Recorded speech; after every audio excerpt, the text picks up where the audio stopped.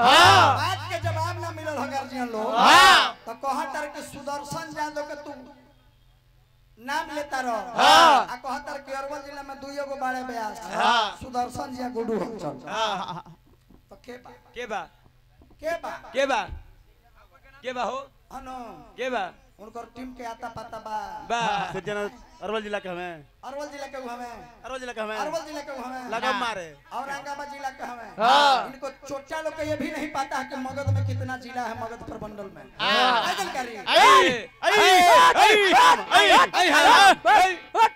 जा ये बाउचा चुप रहा वो कह रहा है किसे गुड्डू जी गधा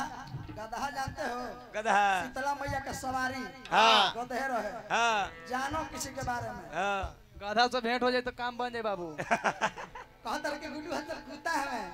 कुत्ता यही कुत्ता जानते हो 3 जोजन घुमाता है एक बार टिंकू जी के मौगी के 3 जोजन और भैया सीजन चले तो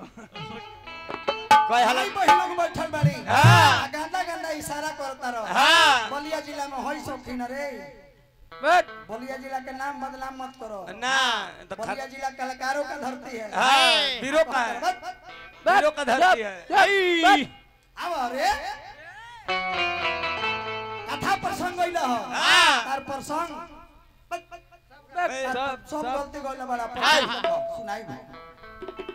पहले गोलेदारी के भाव ले लो वाह बनो रहो अरे कौना मेहरारू के साथ ना हो कौना मेहरारू की इच्छा ना हो रमेश भाई हमार बोलमुआ 2 पैसा कमे कमाईते लेकिन नजरिया के सुझा रही थी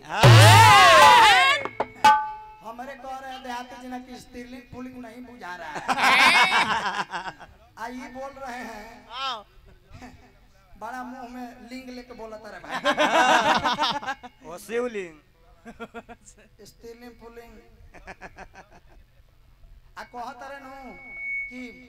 अरोनिया से राखी बना के भाई हमनी के काहे बनवेबो हमनी के बड़ भाई देहातीय जी हमें पहले देहातीय जी से शुरुआत पीछे नंबर आई तब का अरे कौना मेहरारू के साथ ना होला कौना मेहरारू के मन ना होला हमार बोलमुआ 2 पैसा कमाईते लेकिन नजरिया के सुझा रहे 12 बजे रात 1 बजता बिरहिन की तरह तड़पतारी एथी के जन डोरी बा सरफ लिखा डस मोगी कहतारी बाबू अरे किसैया अरे गवन करे अरे जब से भइला पहरा चित्तर पे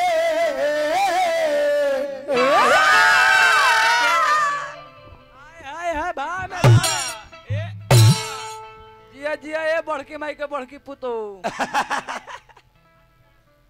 माने भाव करतनी त हम बड़के माई के बड़के पुतो हो गए तब आगो मछिया हटाम त तोर मौसा से कम ना लागे अरे कितड़ पे अरे सेज को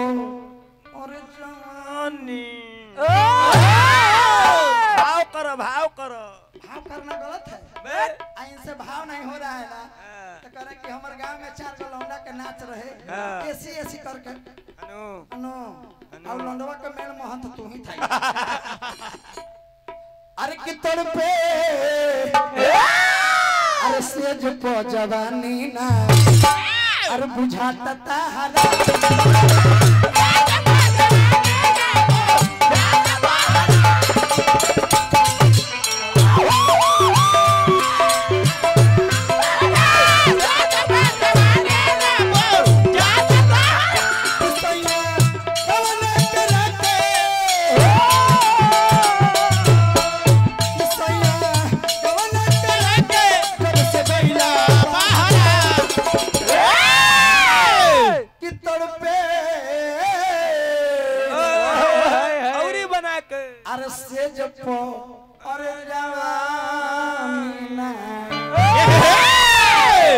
अरे बुझाता तारा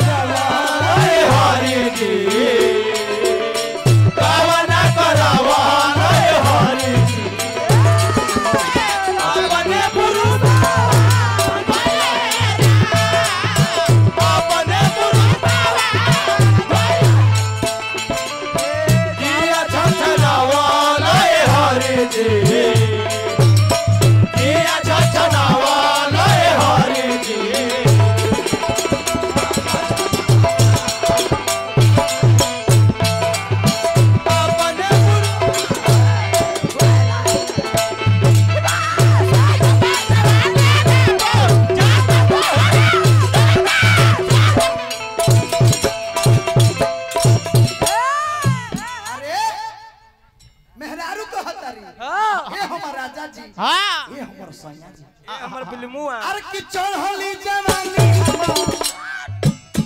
रहे नाही बस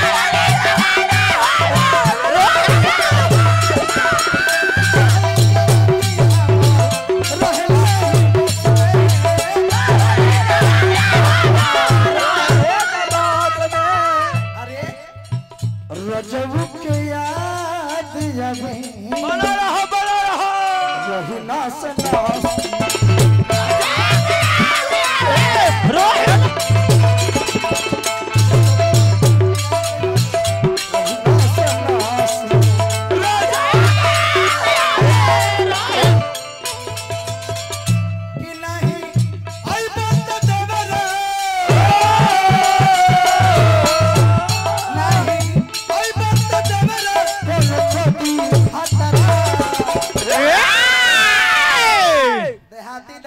गाड़ी में क्या कर रही हो?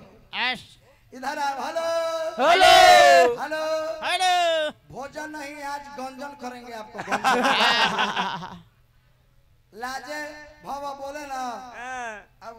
मछली भात लाए हैं मछली भात मछली खाता रहो सावन में के सुमिरन में प्रचार करता है ब्यास हो तुम अरे एगो ब्यास गा रहा है डरे आप गाड़ी में लुका दे रहा रणछोड़ मौगा कहीं का लगता है बियर एक इंग्लिश है महुआ खा लियो ना अब इधर भी आ जाओ मेरे वत्स आओ जा लो अब ई लोग जानता नहीं हां देहातियों जी का मौगी अभी तो बार मौगी पर चुटकुला कहता रमाई बहन लोग बाड़ी हमारा ऐसा फुहर हम ना बानी ना लेकिन तू कहले बड़ा तो तोपुए भाषा में कहो इनकर मौगी शनिचर दिन रहे यही 2-4 दिन पहले अब इनका खाए खातिर खिचड़ी दे दले ढकहिवा गिरा देले बेटवा देने बेसी देहाती जी कहतर हम रोज प्रोग्राम करिला कहता बारे के 300 में 300 दिन दुगोला गाते हैं का जाने लग रहा कि लाता जी के खानदान से बिलोंग करते हैं 300 में 300 दिन दुगोला चल रहा है बरसात में तू डायरी का दिखाएगा तोरा ऐ सुगा चुप रहो तुम डायरी लेके चलते हो सुगा पंछी खोता में रहो डायरी नहीं है दूसरा की किताब है दूसरा तो लांगा आदमी का काम है कि हमारे इतना जमीन हमारे इतना घर हवा प्रचार कर लो चारों के 300 में 300 दिन प्रोग्राम चलता है तो आधा प्रोग्राम तो मगध में हम देते हैं इतना जमीन है तो डायरी देखिए वैसा डायरी पर हम शायरी लिखाई ये देखिए डायरी लग रही डायरी ही डायरी डॉक्टर पवन यादव जी सुल्तानपुर शांत रहो बहुत रुपया का पुरस्कार देहाती जी कम है और प्लीज कम है और कॉमन दी स्टेज आइए जल्दी एक पैक बचा के रखिएगा लाइफ ड्रामा देहाती जी के खिचड़िया में घिवा बेसी दे देले बेटवा देने देहाती को हता कि हम रोज प्रोग्राम गइले आ घिवा बेसी गिरा देले बेटवा देने तो इनकर पत्नी को हतारी किसे ई को हतर कि हम न तहर मर्दाना हई हम न तहर मर्दाना हई हम बेटवा तहर मर्दाना हई इनकर मौगी को हतारी कि घिवा बेसी दे देले बानी बेटवा देने ये चलते कि हम न तहर माई हई हमने हम बेटवा के माई हई कि हम ही तहर माई हेलो हेलो हेलो खैबा के आटा लेवा देहाती तोर गीत का तो हम मगध में गावा है आई हेलो हेलो ई केकर डायलॉग पर तू मारता हो पतल चट कहीं का 2023 में साफा पतल चट हो गया अब का जाने 24 में का हो खबो अरे कि चढ़ली जवानी रहे नहीं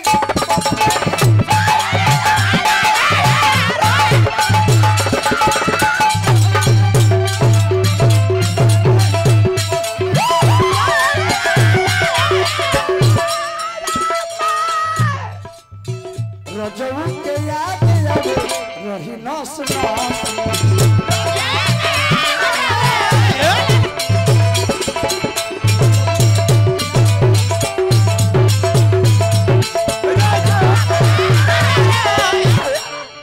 कि नहीं आई बात देवरा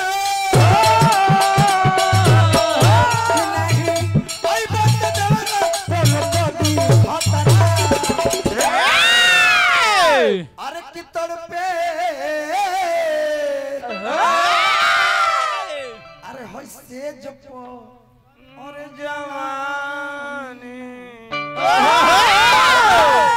ले लो 3 ताल में। अरे बुझाता तारा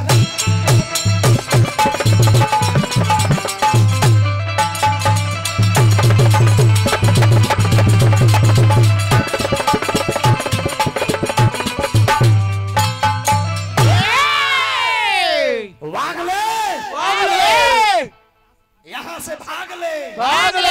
नहीं तो गुड्डू हलचल जादो आज तुमको दाग ले।